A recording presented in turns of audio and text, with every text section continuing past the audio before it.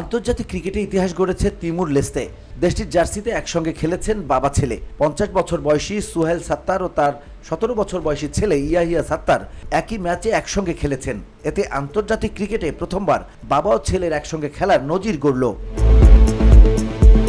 গত 6 নভেম্বর বালিতে ত্রিদেশীয় সিরিজে স্বাগতিক ইন্দোনেশিয়ার বিপক্ষে তিমুর লেস্তের প্রথম আন্তর্জাতিক ম্যাচেই এই ম্যাচে ব্যাটিংয়েও একসঙ্গে জুটি করেন সুহেল ও ইয়াহিয়া। এর আগে সুইজারল্যান্ড নারী ক্রিকেট দলে মা মেয়ের জুটিও দেখা গেছে।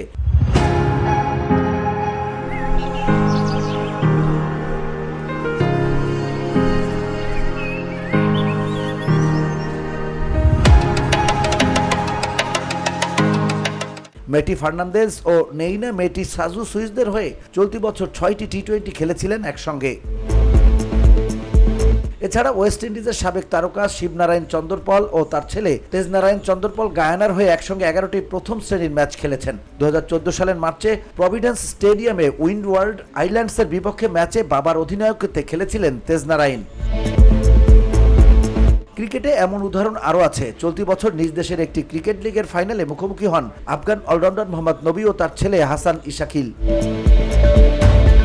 VOD Bangla news desk.